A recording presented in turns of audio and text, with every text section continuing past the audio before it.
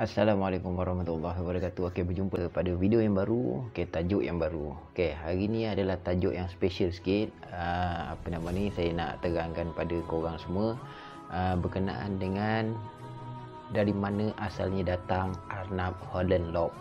Okey, kita semua tahu arnab Holland Lob ni adalah antara arnab yang termahal ataupun dia daripada grup-grup kayangan lah senang cakap kan. Okey, biasanya budak-budak yang zaman sekarang kemungkinan agak susah nak kenal apa itu arnab Holland Lob lah. Okey, arnab Holland Lob ni sebenarnya dia mengalami satu proses yang sangat panjang.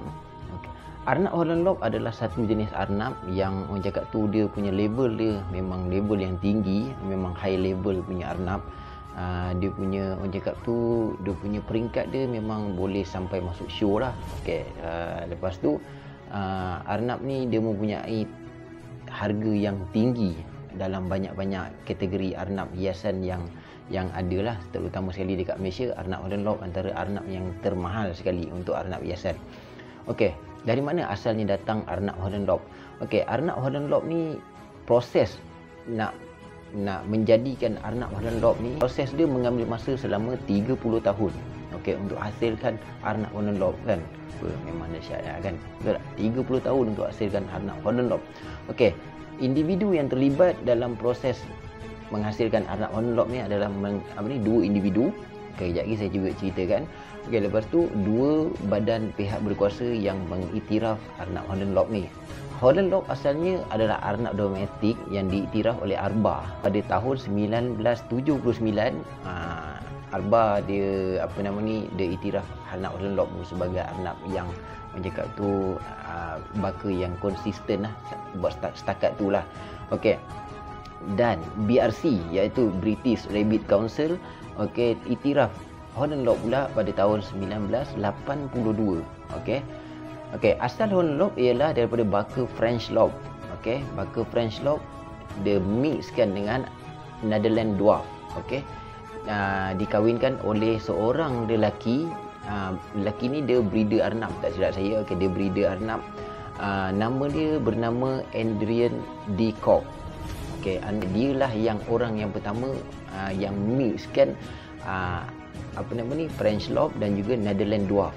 Okey, itu baru dua ekor yang terlibat. Okey, lepas tu Adrian de Kock ni dia sebenarnya dia penternak arnab daripada Tilburg Belanda.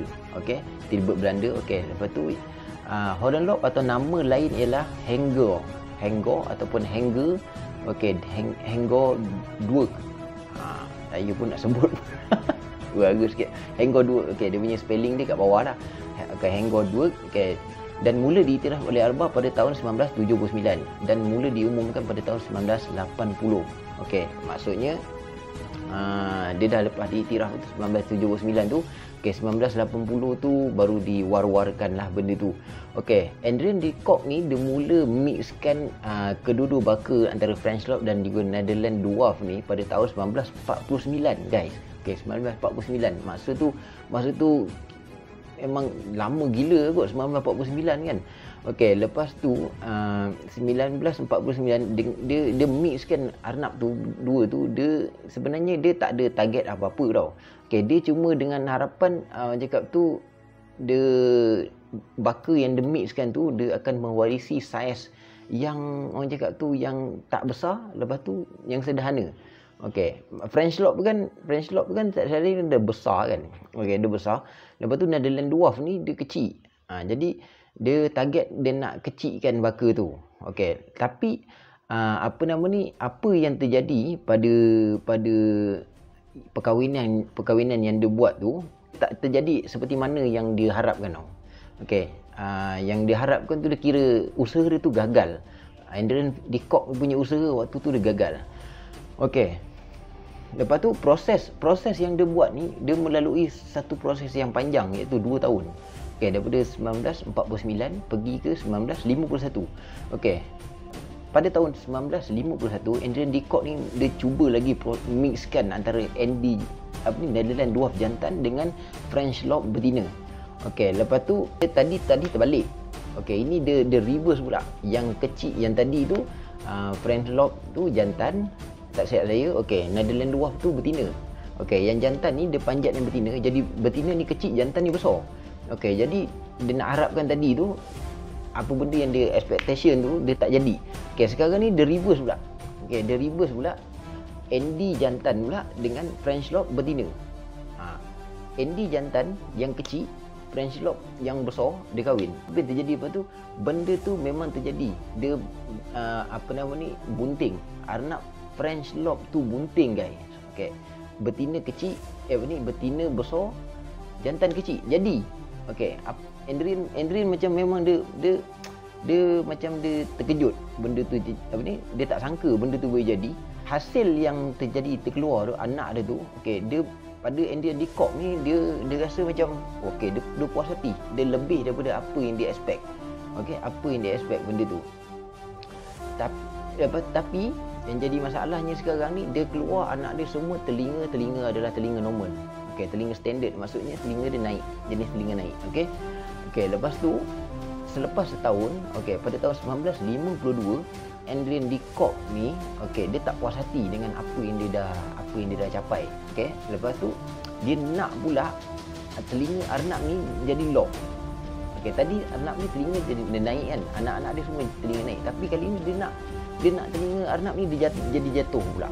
Okey, bila dia dah jadi jatuh ni, dia biarkan anak French Lob ni dengan Andy yang dia mixkan tadi, okey, berkembang biak pula bersama dengan arnab-arnab Sooty Fawn. Okey, Sooty Fawn okey, Sooty Fawn ni boleh tengok dekat gambar. Okey, Sooty Fawn dan juga English Lob, maksudnya dah melibatkan 4 baka arnab. Okey, 4 baka arnab. Okey, lepas tu hasilnya jadi pada 3 ekor arnab, anak dia keluar. Okey, 2 telinga naik, 1 jadi telinga helikopter. Okey, telinga helikopter tu maksudnya dia jatuh separuh. Dia jadi mix lah, yang macam biasa kalau kita mixkan arnab kan, telinga naik dengan telinga jatuh, kadang-kadang jadi sebelah naik, sebelah jatuh, sebelah naik. Okey, tapi yang Leacock, si Adrian Leacock punya hasil ni pula dia keluar 3 ekor. 2 telinga naik, 1 telinga jadi helikopter. Okey, 2 telinga naik, 1 telinga jadi helikopter. Separuh, dia jatuh separuh, dia tak lock habis. Okey, dia turun separuh je. Dia jadi macam helikopter. Okey. Okey, proses ni guys, proses ni dia mengambil masa selama 3 tahun. Okey, 3 tahun. Okey, so seterusnya pada tahun 1955, okey, 1955 maka terhasillah baka lob dengan berat kurang daripada 2.7 kg. Okey, dan selepas 11 tahun Adrian Leacock umumkan HL ni, berat dia jadi kurang daripada 2 kg selepas 11 tahun. Panjang gila kot masa dia proses ni kan. Okey, lepas tu masa ni tujuan dia nak publishkan konon dia nak publishkan lah baka HL. Okey, baka HL. Okey, so masa tu belum terjadi lagi. Konon dia nak publishkan lah. Okey, lepas tu apa yang terjadi lepas tu? Okey, pada 1964, okey, arnab HL ni diakui oleh penternak dan pihak berkuasa Belanda dan menyebabkan Holland Lob ni banyak membiak di kawasan Adrian Leacock tu lah. Dia banyak lah penternak ni, diorang dah akui. Okey, diorang dah akui benda ni, diorang dah setuju benda tu jadi. Okey, so diorang biakkan dia secara beramai-ramai. Okey, secara beramai-ramai diorang biakkan dia. Siapa ada penternak ni kira macam cakap tu, waktu tu siapa penternak arnab, dia biasa 90% dia ada baka Holland Lob untuk setakat tahun tu. Okey, untuk setakat tahun tu. Okey, lepas tu yang seterusnya guys, okey, pada tahun 1965 hingga 1975 pertama kalinya HL ni, Holland Lob ni, dorang ni buat penampilan pertama dia dekat United Kingdom. Okey, dekat United Kingdom. Okey, seorang lelaki bernama George Coates, okey, menemui arnab Holland Lob ni. Okey, masa ni arnab Holland Lob ni dia dijumpai si George ni, dia dijumpa arnab Holland Lob ni 1.5 kg. Okey, 1.5 kg. Okey, daripada tadi tu 2.7 kg dan sekarang ni dah jadi drop. Okey, masa tu 1955. Okey, 1955 2.7 kg anak HL ni. Sekarang 1975 anak HL ni dia jadi 1.5 kg saja guys. Okey. Untuk pengetahuan korang semua okey, mini lob dia salah satu arnab yang terlibat dalam menghasilkan Holland Lob. Lepas tu si George Scott ni, masa dia jumpa HL, masa dia jumpa Holland Lob dia nak cuba ubah lagi HL ni, okey. Dia nak cuba ubah lagi supaya dia HL ni dia lebih kecil. Jadi si George ni dia mixkan pula dengan arnab mini lob. Arnab mini lob. Dan untuk pengetahuan korang semua, si George Scott ni dia pilih HL yang paling ringan sekali. Yang paling ringan sekali untuk dia kahwinkan dengan mini lob dia. So maksudnya sekarang ni antara HL dan juga mini lob ni lebih lama dia punya baka dia berbanding dengan HL. Itu apa yang saya faham lah. Sebab apa si George ni sekarang ni dia mixkan HL ni dengan mini lob. Maksudnya mini lob ni dah ada lebih awal berbanding HL. Masa ni HL belum stabil lagi lah, belum betul-betul stabil. Jadi masa tu mini lob tu dah stabil untuk baka mini lob ni. Lepas tu si George Scott ni dia berhasil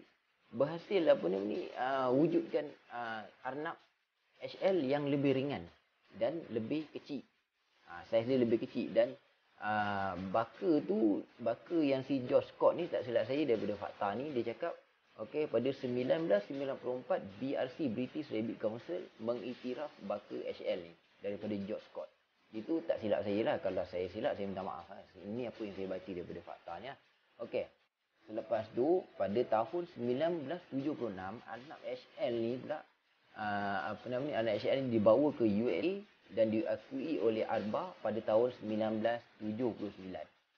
Bertahun-tahun peristiwa ni berlaku, berat arnab HL ni berubah-ubah dengan ketara.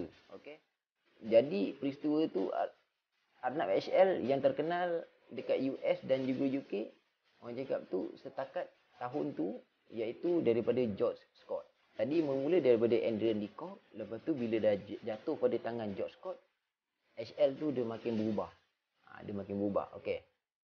So itu adalah serba ringkas dan juga kemungkinan ada kesilapan-kesilapan kecil daripada apa yang saya kisahkan. Itu dari apa bahan yang bacaan yang saya tahu arnab HL. Sekarang ni arnab HL ni sebenarnya dia melalui satu proses mix untuk jadi konsisten, dan sampailah ARBA dan juga BRC ni iktiraf baka tu disebabkan dia konsisten. Bukannya asalnya arnab HL ni adalah arnab mix, walaupun dia mix tapi dia punya genetik dia dah mula konsisten dan diiktiraf oleh ARBA dan juga BRC. So sebab itulah arnab HL antara arnab orang cakap tu kluster kayangan lah kan. Kluster kayangan memang mahal guys arnab HL ni. Lagi satu, arnab HL ni antara arnab yang agak susah nak membiak. So setakat tu je yang saya boleh kongsikan kepada korang semua untuk dari mana asalnya arnab HL ni. Guys, nanti kita jumpa lagi pada video yang akan datang. Assalamualaikum warahmatullahi wabarakatuh.